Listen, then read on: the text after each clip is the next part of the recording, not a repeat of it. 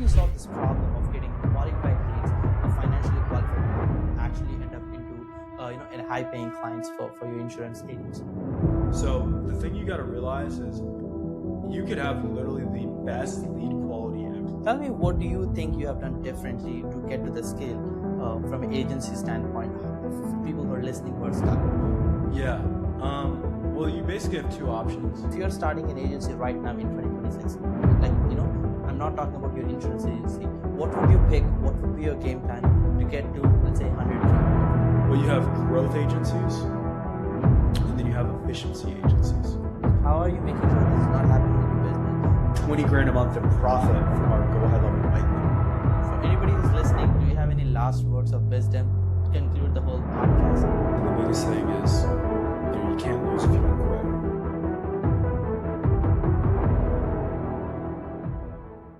What's going on? What's going on, everybody who's actually listening to this podcast right now? First of all, guys, welcome back to another episode of The Nikhil Sai Show, which is hosted by me, The Nikhil Sai. And guess what's going on today? I'm back with another amazing AI agency owner guest. Anybody is in 2026 claiming to be an AI agency, but the real ones are the ones who are actually scaling to multi-six-figure cash months. And I personally know very few who are actually legitimately selling services that are not bogus. And I'm glad to find one of them and bring to this podcast today. And he's going to break down how the AI is actually changing the agency space and what kind of model will actually work in the future as an agency owner, and how the lead generation is changing with so many creatives coming in with AI, and basically people are brain rotted. So we will be discussing about how to scale an agency, the different types of incentive structures to build a scalable team, and power of mentorship to get to $500,000 a month.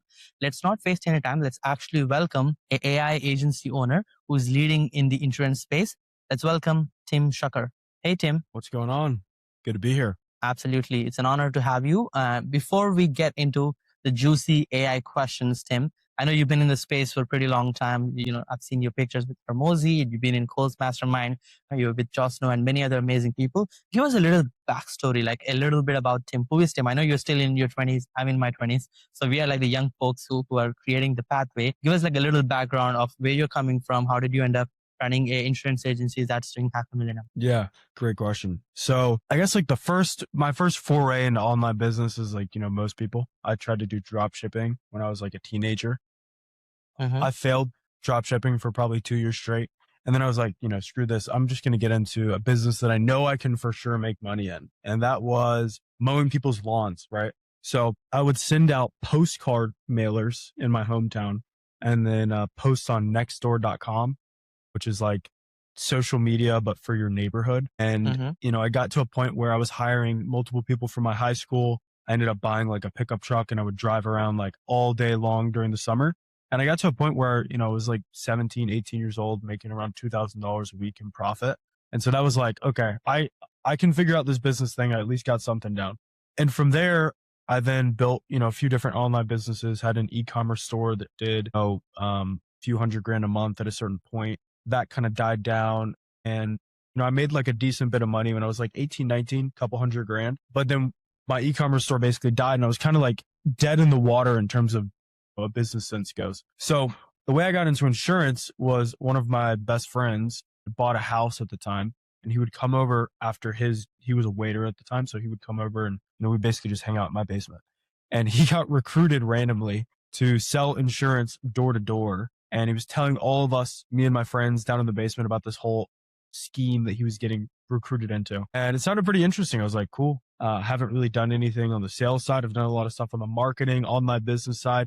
But everyone who ends up being wildly successful, they always get some sort of experience in sales. I was like, let's at least try this, right? So I end up doing this whole insurance model. And basically what we were doing is the company that we worked for, they give us these free leads, right? But the way that they would generate the leads is they would get like a stack of postcards, right? Kind of going back to what I used to do. They would do a lot of direct mail.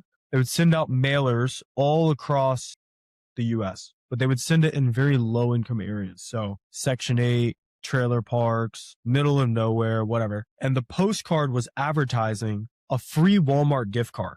So literally just, they send this to like the brokest people in America, and it's like, send this back for a free Walmart gift card. And then in like a little tiny font, it would be like, and by the way, you may qualify for this life insurance program or whatever. It was very misleading advertising. And so we did this for about 8 months. We would get a stack of these mailers. We'd go to Walmart, buy a bunch of gift cards, load $5 up on each and every single one of them. And then we drive around to the lowest income areas in the state of North Carolina. My best friend had a gun pointed at him his first day. Jeez. I would literally like drive my mom's Toyota Highlander up like a driveway that was basically like the side of a mountain. There's all kinds of crazy stuff. Houses that don't have front doors, houses where the walls are literally moving because there's so many bugs in there. And it was one of the most fun things that I ever did, but I made absolutely no money doing it. And I did it for about 8 months, made 26 grand over the course of 8 months. Mind you, this is also after, having been like 18 and making like 300 grand in a year. I went from that to 26 grand over 8 months. Like there's got to be a better way to generate these leads, because I saw the potential. I knew there was tons of money in the insurance industry. Obviously you just watch the TV for 2 hours and most of the commercials you see are like insurance and pharmaceuticals and personal injury lawyers or whatever, but insurance is definitely one of them. But there's all this money in this industry. There's no way it's by doing this. So I kind of took my e-commerce direct response marketing experience, knew how to run Facebook ads. I was like, what if I just, instead of doing it like the dumbest way possible, this bait and switch marketing that they're doing now, what if I just actually generated good leads and good marketing for people? And so that's kind of what I spent the next few months figuring out. And the business that I have now, which is called, Advanced Agent Marketing, so my shirt, it kind of sprung out of that, right? We figured out how to generate quality leads. We figured out how to get people appointments, how to make them money, and, how to help them build a business where they could do it completely virtual, as opposed to, getting guns pointed in their face every single day. And, the demand was naturally kind of there, and the business has just continued to grow and scale from there. So that's kind of the background story in a nutshell, if you will. Interesting. I mean, that's the piece of the story most people miss, which is your journey will go like, a flowing river, and you got to take the ups and downs both. But I'm glad you ended up here. Now, my big question is, many marketing agencies who start with lead generation as a service, they quickly get into the burnout situation because the clients complain that the leads are trash. And especially in the game of insurance, it's all about the lead quality, and the marketing agency says, we got you 100 leads, and the client complains all of them are trash, right? How did you solve this problem of getting qualified leads, of financially qualified people who actually end up into high paying clients for your insurance agents? Yeah, it's a good question. And like for anyone watching this, if you own a marketing agency, AI agency, whatever, there's kind of two sides to the equation there. One is your clients and two is the lead quality. So the thing you got to realize is you could have literally the best lead quality ever. Like people that have their credit card out ready to buy whatever it is that you're getting leads for. But if your clients suck at sales and refuse to work or call the leads, it doesn't matter how good the leads are, nothing's going to work, right? So that's one equation. Let's just set that off to the side for now. We'll say that, let's say you have the best clients in the world. They know how to sell. They're willing to actually use a telephone and call the leads. Cool. Lead quality. There's so many things that go into this.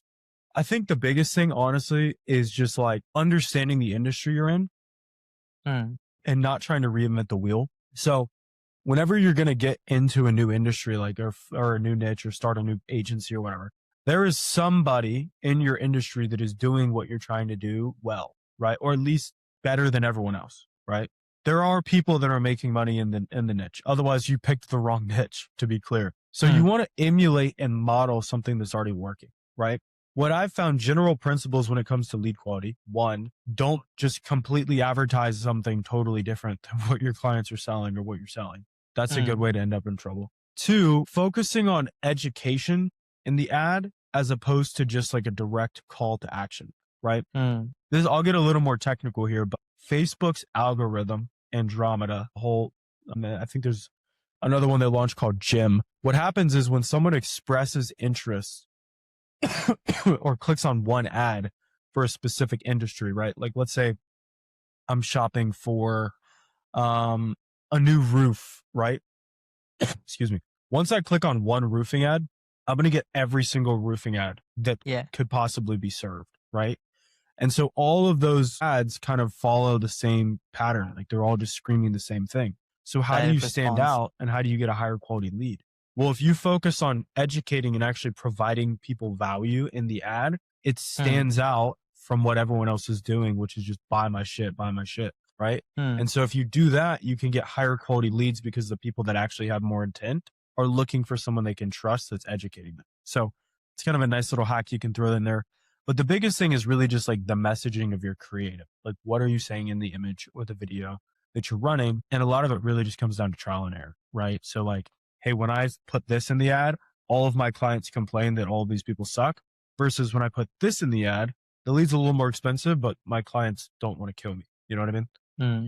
Makes sense. Makes a lot of sense. That's a really good, interesting point. And you're absolutely right. Like everybody's running direct response. And I think education for a long enough time can create that brand and equity for people to say, oh, I can trust this company instead of everybody who's trying to sell me insurance. Now, Sure. agency is an interesting game, right? Like there are different levels of debt traps. Like I've seen as a solo agency owner, like 10K is like the comfort, like I'm a digital nomad, I don't have a boss, YOLO type of entrepreneurs. Then there is a 30K to 50K range where they have few people, but now they are having expenses and they're basically running on a hamster wheel to keep up with the expenses for the team.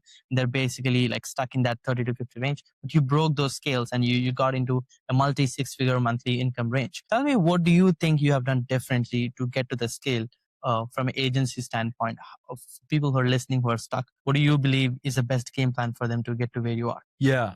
Well, you basically have two options. You have to either like pick really high quality clients and then you scale your income with your clients, or you just have to scale the volume of clients, right? And so the two different, ways, like for example, one of my mentors, Jeremy Haynes, he does rev shares with high ticket businesses.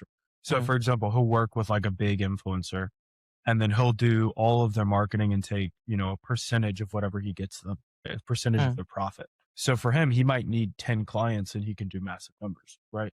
To do that, I think that takes a little bit more skill. You're not going to immediately land, I don't know, Alex Hormozy as a client and get 10% of his profit overnight, right? It's not going to happen. Yeah, he's You're definitely not even not going to doing land that. me if you're like a beginner and you don't know what you're doing, Like I'll get people that'll DM me and it's like, they look like they're 15 and they're like, hey dude, I can run your whole marketing for your business. It's like, love the enthusiasm, but hell no. Right. So it's like that ultimately, I think that's probably a higher leverage model. It's harder to build a team and have people that do that, but you can make more with less clients. Right. The other option is you just have to keep getting more clients. That's kind of what we've done. And so what it really comes down to is you need a good offer in a predictable way that you can continue to add on clients. And so for us, that's been Facebook ads. And then my business partner's amazing at building a sales team. We have an amazing setter manager who manages our appointment setters. And so, you just build up your sales team and then you spend more on ads and then you make sure fulfillment does not break, right? That's really like from a 10,000 foot overview. What it takes to scale is like, okay, cool. If I put X dollar in on ads, I'm going to get X number of clients. So if I want more clients, I need to spend more on ads. And that's kind of what it comes down to, really having dialed in sales, having a really dialed in offer and scaling that way. If you do the rev share model, it's like you're doing the same thing, but you're just doing it for your clients instead of for yourself. Makes a lot of sense. Now that leads to the next question, which is many agencies, like when they're trying to do volume, they get stuck with operational inefficiency, like clients going out of scope and then like, things burning when it comes to results and then like absolutely unable to scale after a certain number of clients, right? And like I've seen many agencies kind of pivot slightly into, hey, we'll install the system first and then there's more of a consulting approach than done for you approach. That's I've seen like scaling very, very well. Curious for your business, what's been the model of fulfillment? Are you doing fully done for you services for your clients, or are you doing hybrid, or is it more of a consulting with the system? What do you believe is the future for AI agencies? Yeah. I mean, I think honestly, it depends on your industry, so like there's no one model that just makes sense for every single industry because there's little intricate differences between every business model, so like, for example, my business versus someone that serves lawyers versus someone that serves roofers versus med spas, like there's all these little different things that kind of come into play, right? So you really got to understand what the niche is that you're in the industry. You can make money in any industry. Some industries are better than others, but usually the better ones have more competition. So it's like, if you can find a niche and then figure out how to monetize the niche the best way possible, you can make a ton of money. Like Hormozy was doing $40 million a year in with gym owners Yeah. that owned like small personal training gyms. Like that's It's crazy. objectively, that's a pretty terrible niche, right? Like I would never choose to get into that. You would just happen to get into that, right? And so like if he can do that with personal training gyms or whatever, small gyms, weight loss gym, whatever, you can make 10 grand a month with like any niche, or 100 grand a month with basically any niche. So the niche doesn't really matter. It's just figuring out how to appeal to it. So how do you scale fulfillment? What is the structure? Well, it's a reverse engineer problem. So for us, none of our clients want to, realistically, no one wants to do anything. Like they don't want to call their leads. They don't want to, They just want money depositing in their they bank. just want money to appear in their bank account. Exactly. But, it's like, what are the things they don't want to do? What are the problems? And then you just insert a service for each of those things. And you start with what is the most painful problem that would pay the most. And so for us, it's like, hey, well, you guys need quality leads. Cool. So we're going to charge you this price up front and then a lower price ongoing to continue to run your ads. So our model is almost similar-ish to Gym Launch's model in the sense that with Gym Launch, they're doing the same ads, but they're licensing them for individual clients. So for us, a lot of our clients are running similar ads, but because they're not spending a ton of money, it works, right? So we can make one creative and run that on 50 clients and be fine. And so the ads management is not super labor intensive. It's more of like, we have to have good creatives overall and then manage all of the accounts and just, cycle in creatives. So that's kind of what we do. But, if I was doing, I don't know, like there's some industries where they want to have more of a say in their marketing. They want to do more of the marketing. In that case, like for example, coaches, consultants, agencies, it's all different. They're all doing different things. You couldn't do what I do for that, right? Yeah. Like I couldn't make one ad creative and then have it work for, your business and my business and 3 other people's businesses. Like it would have to be very high retainer or rev share for each. So it's like, it depends on the industry you're in to kind of makes solve sense. that problem. So like if it's like a productized niche where the service is same, then you could make a one winning ad and then run local level scale for different clients. But 5 agencies could have 5 different offers. So the same creative, even the same framework wouldn't work. You would have to test for each different offer, different creatives because the target audience is different. That makes a lot of sense. 100%. And coming back, the ability to like keep up the revenue and keep scaling. Like AI has been disrupting, especially the digital marketing space so quickly. The clients who were in it, like unable to see how they could use AI are now basically, like many agencies are not even in the game anymore because they were just a ChatGPT prompt now. Like they could just like get the same instructions from ChatGPT prompt. Where do you see the agencies moving forward? If you're starting an agency right now in 2026, I'm not talking about your insurance agency. What would you pick? What would be your game plan to get to, let's say, 100K? What would be your personal roadmap by end of this year? How would you do that? Yeah, that's a good question. I would do, so I made a YouTube video about this and I think this is a really good like kind of framework to think through it. Is there's like 2 different models of agencies, right? And they can, materialize in any number of ways. But you have growth agencies and then you have efficiency agencies. So a growth agency is going to add on to a business. So for example, lead generation, done for you sales, all these different things, right? I could name more, but you get the point. An efficiency agency is going to save you money, right? So, hey, you're spending, a month on this employee. I'm going to cut your costs down to $5K a month. Both are great, but it's harder to replace a growth agency than an efficiency agency. Because if I'm adding on an extra 20, 30, 40K a month of revenue, and I'm driving the majority of your customers into your business, if you cut me off, you're basically, you're poisoning your own well. Like you're choosing to destroy your business. If I cut off an efficiency agency, like for example, I wouldn't go and start a business installing a customer service bot to decrease the amount of tickets in a business. Like I just wouldn't do that because I don't think it's strong enough of an offer. 1, I don't think you could sell it through cold traffic. And 2, it's not enough of a painful problem that majority of businesses are going to keep paying you. So the first thing is like, figure out a way that you can add money to a business. And if you can also save them money, cool, but I wouldn't lead with an efficiency offer personally.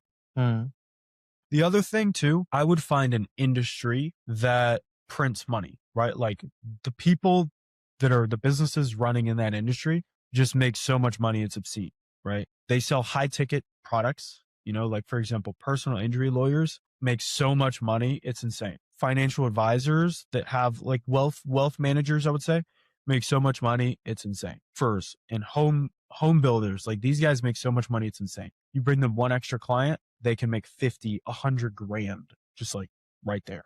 Yeah. So I would try to find a business like that, where it's like, if I can get them one extra client that closes, I've paid for myself for a year, those kind of things. And then lastly is really just like staying nimble, so it's like, you can't get married to one product or service. Like right now we're going through and creating new products because like what happens is you launch a new offer. If you scale it really aggressively, other people will copy you because they see it works. And then slowly it becomes less effective over time. So you got to create a new offer, a new product, and kind of ride the next wave. Like if Apple was still selling iPod shuffles, they wouldn't be $1 trillion company, but they continue to iterate. So it's like keeping a pulse on your market and not just being married to like, well, I'm going to build websites for dentists and this is going to be the thing I do until I die. Like that's stupid. You got to keep your finger on the pulse of the market and like, okay, well, maybe dentists don't really care about websites anymore because they can go to Manus and, with a 30-second voice prompt, they can have a better website than you would have ever built them. Okay. So I probably won't make any money if I'm selling websites to dentists. Okay. Well, what do they need?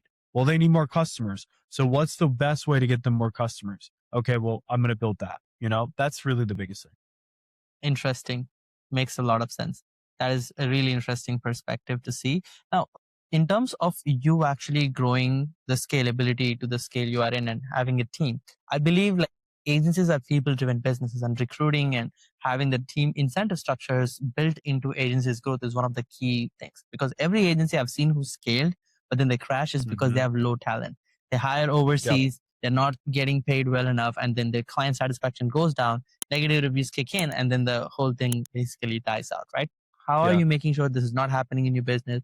What's been your learning of hiring a lot of people, setting incentive structures? Because there isn't like a one formula, like, to build right incentive structure. I'm curious what's been working for you. Yeah, I wouldn't say that I'm like perfect with it, but I'll tell you the structure that we have. Well, I'll say this, right? With any business, especially like a service-based business, there's like probably one thing that really matters that will get them to stay. For example, right? Like there's softwares that we all pay for, like Go High Level. I have a love-hate relationship with Go High Level. There's a lot of things they do great, and there's a lot of things they do that really, are annoying. It can be a buggy software, but I'm never going to cancel it.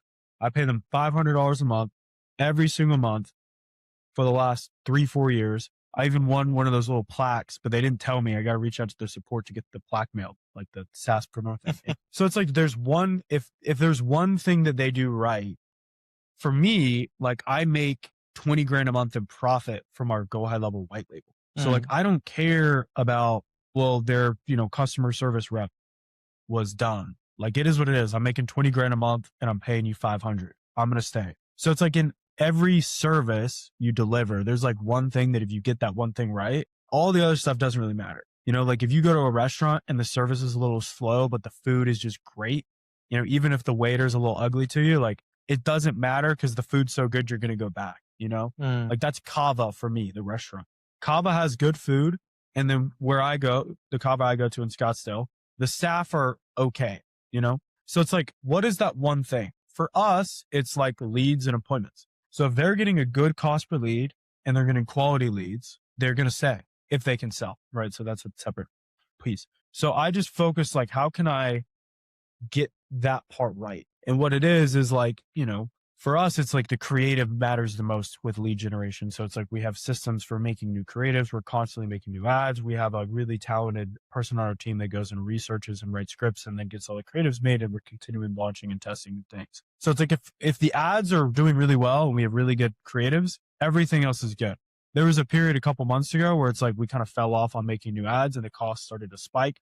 And then all of a sudden, like everything is burning down in the agency. All the clients are tripping because their costs are going up. But none of it actually mattered other than the fact that the one thing was off. Like we had to have more media buyers going in and changing different things in the ad account because there weren't as many new ads coming in, there weren't as many winners. But if we have winning ads, they get quality leads. There's not as many fires. Like everyone else is cool. So it's like, figure out what that one thing is for your business, your service. And then a lot of the rest of it doesn't really matter. But in terms of team structure, we have client success managers, CSMs, who we pay a percentage of the cash that they manage, because we realize, like, you know, if you just pay someone a base as like a client success manager, they don't have any incentive to save refunds for you or to prevent chargebacks or to continue to get people to renew. And so we're like, cool, we'll pay them a base or a percentage of the cash that they manage, whichever is higher. And then we give them a percentage of the deals that renew. Right. And so like that gets the incentives aligned very well, because they want to build up their book of business, which is the clientele, so that their income grows. You know, if you have 80 clients and you're managing a book of business, it's like $3,000, you're making a very good income before any upsells, referrals, renewals, or whatever. So it's aligning the incentives. And we're going through a lot of other roles. Like I still have people on hourly that I need to figure out some sort of a performance base. But the biggest thing is like looking at your business, and you can use like, just talk back and forth with AI and like, you know, ask it to be, because Warren Buffett says that whenever he goes into a new company, the only things that he really looks at and cares about is how they invest their money and spend their money and their compensation structure. So like, if you can get the compensation structure right, everything else falls into play. So just, you know, talk to ChatGPT or Manus or whatever AI you prefer and be like, hey, here's all the roles in my company. I did this like just a couple of days ago. Here's all the roles in my company. Here's how they're paid now. If I want to incentivize them to drive this outcome that's going to boost profit in my business, how should I comp them? How should I pay them? And it'll give you a lot of ideas. Most of them will suck, but you just go back and forth with it a few times and you can come to some good conclusions. Interesting. I mean, you're basically turning your fulfillment team into sales team, because now they have a incentive structure to keep the clients active. And that's the constant selling they're doing by keeping the service quality really high. I think that's pretty smart. 100%. Like I've seen agencies who crash and burn because they feel entitled. Like just because they had a 100K month, now they feel like they have to make 100K a month and they don't care. Somebody's not willing to pay. They don't want to change the offer. They don't want to change the niche. They're very adamant, right? I mean, we've been punched in the space multiple times in the agency space. Like you said, that recreation is really important because markets change, disruption on services happen. What mindset do you believe has served you well? What frame of mind do you have in mind when you are going through a difficult period, like you mentioned, when the clients are, you know, going crazy, the ads are expensive, the profits are stinking, but then you are like, okay, I know I could get out of this. Like what actually is the frame of mind you use to get out of the situation, to rebuild yourself, to come back into momentum? This too shall pass is the biggest thing, you know? So it's like when you're doing really good, this too shall pass, you know? Eventually the offer is going to die. Eventually, right? I don't know when. It might not be tomorrow. It might not be in a year. It might last for a couple of years, but eventually this too shall pass. And when you're in a dark period and your business is, you know, not doing as well as you would want it to, this too shall pass. As long as you don't just sit and wallow in your sorrows. You can do that for a couple hours or whatever, and you can have your pity party once a day if you need to. You know, when we're going through a dark period in the business, me and my business partner will just talk on the phone. We call it business therapy. Which if you don't have a business partner, just find like a friend or whatever you can have business therapy with, because everyone's just getting kicked in the nuts all the time, but sometimes they're making money. And the cool thing is when you are making money, if you're set up properly, you make so much money that all the other nut kicks don't really matter, you know? So that's the biggest thing, is just realizing it's just a season. You can make one mistake and it can cost you hundreds of thousands of dollars, but you can also make one good decision and make millions of dollars, you know? And it's like, that doesn't change as you get better at business. The numbers just get bigger, you know? So like I was talking with one of my mentors, you mentioned earlier, Josh, we were talking to him about, you know, there was a couple months where we were losing money, and he's like, dude, 1 month I lost a few $1 million because I've made a product that nobody wanted. And I'm over here worrying about losing, you know, tens of thousands, maybe low 100,000. And it's like, the numbers just get bigger. So it's the same thing. You just got to get smarter, you know, take the lessons and then move on realistically. And it's like the more you do it, your stress tolerance just gets bigger. Like I remember when we were doing like 50K a month and like a client would charge back or complain. And I was like, you would scream. oh my God, I can't imagine how someone would do this with 100 clients. but you just remove yourself from the day to day. And then it's like, this client is threatening to sue you. I'm like, yeah, whatever. Heard that before. You know, you just kind of move on. Makes a lot of sense. I think that's an interesting frame of, it shall pass. And that's actually true. Just because you found oil in the ground doesn't mean you could basically extract unlimited. It's gonna, it's gonna dry up one day. You gotta find another place, or you gotta get into a different line of business. That's really Right. a nice frame. So I've been seeing like you popping up on YouTube lately. Like we've been putting a ton of time and effort into building personal brand. And I've heard many agency owners, like I've interviewed like 9-figure entrepreneurs who have agencies like Neil Patel, and then I've interviewed many other people at multi-million-dollar yearly scale like yourself. There is a mixed feeling about like personal brand. Does it actually contribute to success? I'm curious, what's your frame of building a personal brand? Like, is it for the agency? Does it help in any manner? Or do you believe you have any other ventures coming through personal brand in the agency space? How do you see this moving forward? Yeah. Well, we have a separate YouTube channel for our agency, which has bailed us out numerous times. So I've already seen the power of it on that end. The other thing I would say is like all of my friends that have the most money, like have personal brands. I've consistently seen that pattern repeat. And so my plan with my personal brand is like, yeah, I'll sell some sort of an info product and sell some sort of coaching, consulting, whatever. But also I think like the longer term play, if you don't, like there's a right way and a wrong way to like sell a course or consulting or whatever. And I think if you do it the right way, you actually build more goodwill with your audience because you've helped them reach another level. And so that's something I want to do. If I can tack on, couple multi 6 figures in personal income from doing some consulting and just talk about what we're doing in our business, I'll do that. That's fun for me. Right.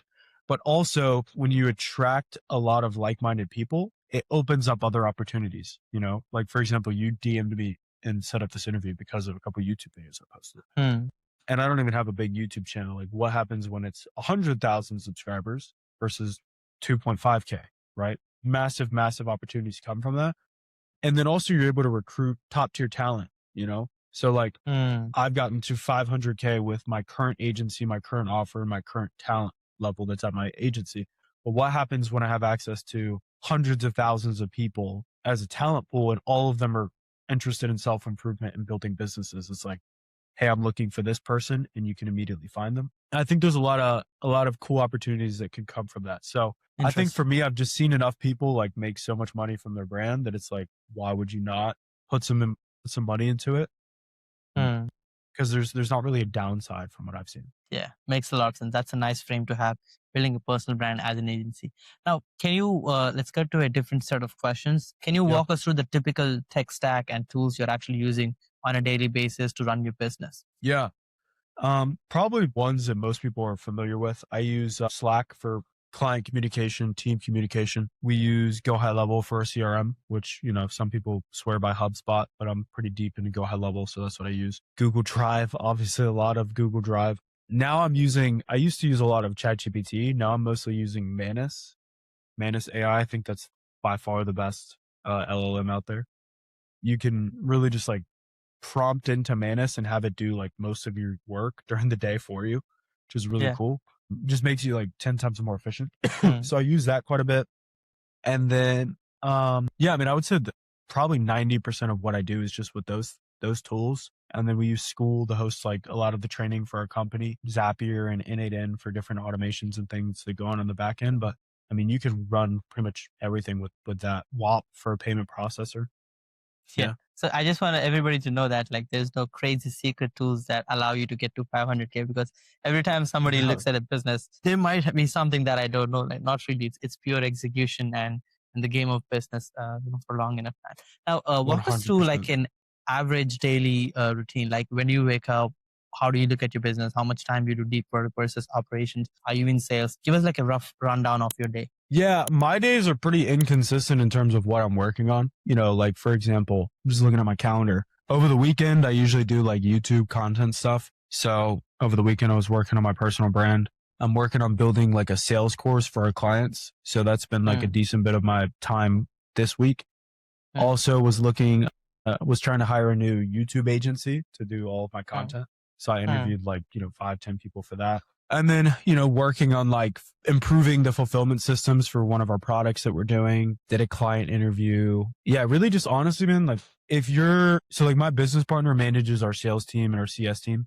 So he's more like doing the managing stuff. For me, it's like, I always try to approach the day thinking through this. Like, if I could only get, like, what is the one thing I could do today that would move the business forward? And if you just do that every day, as long as you're just not completely off target with what that one thing is, your business is going to move forward. So I would say I spend a disproportionate amount of my time on like marketing, content, filming ads, creating ads, all those kind of things is like the main way that I structure my day. And then just what's the biggest bottleneck.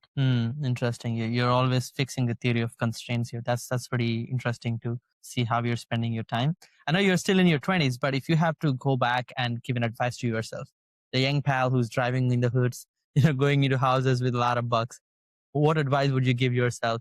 I would say just increasing your standards for yourself, but also for like people around you. Like, I think when you're new to business, you tolerate a lot from employees, like if I look at people that I had on my team 2 years ago versus now, it's like, dude, I don't know, like they wouldn't have even gotten an interview.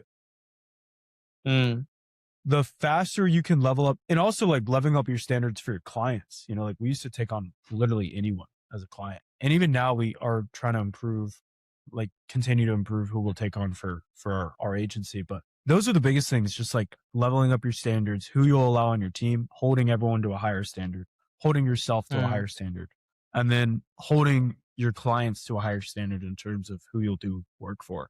In the very beginning, that's hard to do, but like once you start to master your skill set, like really opening your eyes up and looking at what's around you and like, how can I attract and target people that are making more money because you're downstream of whatever your clients are doing. Makes a lot of sense. I know you made like a ton of mistakes to get here, but if you'd like to spot the biggest one that cost you the most amount of money, and if you would like to save all of us from making that same mistake, what would that be? Yeah, I mean, I think the biggest thing is just like not selling to rich people, not selling to people with money, like I've slowly gotten better at this over time. On the extreme, I was literally selling to people that were living on like food stamps, Social Security. Like I was selling them life insurance door to door, attracting them with a free Walmart gift card. It's like, that's about as bad as it can get, Yeah.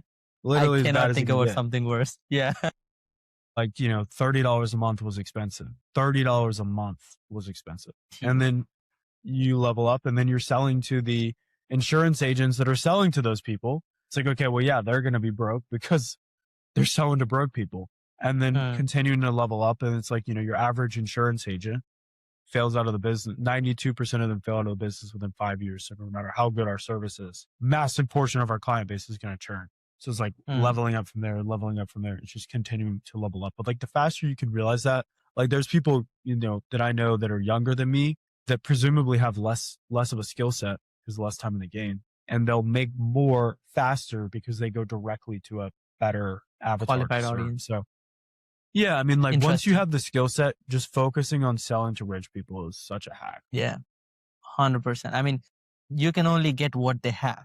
So like going after rich people just opens up a bigger, treasury for you to like take a piece of it. I mean, we've sell to like syndication clients, they are raising tens of millions of dollars. And so like 200 grand is like the average marketing budget for that campaign. So like you going in and saying, hey, I'll charge 50 grand for this campaign. They wouldn't like lose their breath on it. They would be like, cool. So, it's an interesting play to be in. Now, in your case, I believe like you publicly talk a lot about mentorships and how important it has been in your life. If you have to break down like why mentorship is important and why do you believe you have to constantly invest in yourself, how would you respond to that question? I mean, I think you can either buy skill sets with time or money. And if you want to do it faster, spending money is usually the best way to do it. Because if you can get somebody else directly financially involved into your success, especially someone that's already doing big numbers, what you're doing is great too. Cause you get direct access to people. I'm friends with the guys who do School of Hard Knocks. They get direct access to literally anyone that they want to talk to. But unless you're doing that, I think the best way is just paying people to learn from them. And honestly, I would, in the very beginning, I would overspend on it, like over index. Like I've taken less money out of my business over the last 2.5 years because I've done that, but my skill sets have leveled up. So like, it's almost like a rubber band. You build a lot of energy in terms of your skill set. And then once you have the right opportunity, it's just rocket ship, you know? So that's that's the biggest thing I would say is like really just focusing on getting better skills, and then the income and the money will follow. It's just a matter of time. Yeah. I agree. I think most agencies who get to 10K, they just try to take the money out and live the lifestyle, and then they don't have chips to play the game. So when they have 2 bad months, they quit. But you're just putting all the chips back into the game, just getting better and better at running business. So now you just stacked up with skills. So regardless of market condition, you can always figure out a way to stay afloat and keep the business running and keep it profitable. That's pretty smart. Exactly. Before, Yeah. And Yeah. your network gets really good too, which gives you tons of opportunities. You need to find I them. think the fact that they could sense the bullshit we tell ourselves is like the highest level thing. Like we just have our narratives and stories about why we can't scale, why we are stuck at this revenue, why our product is not that good enough, why we shouldn't spend more on ads. They would just come straight through and like cut the BS and just show like, you could get kicked longer. You wouldn't break your Nazi Yeah. spine, and then you just go, okay, that makes a lot of sense. Yeah. Yeah. Many conversations like that for sure. So if anybody is listening so far and they're like, wow, like Tim is cool and I would like to learn more from him, or maybe be a part of his cool community and whatnot, like where would they find you? What would be the best place for them to get in touch? Yeah, just look up Tim Shukar on YouTube. You'll find my channel. And then there's a link to join the school community listed there as well. So that would be the best way. YouTube, I'm pretty consistent, pretty active on YouTube, putting out a ton of videos, 1 a week at the moment. So that would be the place to find me for sure. Awesome. Thanks, Tim. For anybody who's listening, do you have any last words of wisdom to conclude the whole podcast? Yeah, I would say, I mean, realistically, the biggest thing is you can't lose if you don't quit. Kind of a cliche, but it's very true. And just focus on taking one step, basically just taking the next step forward.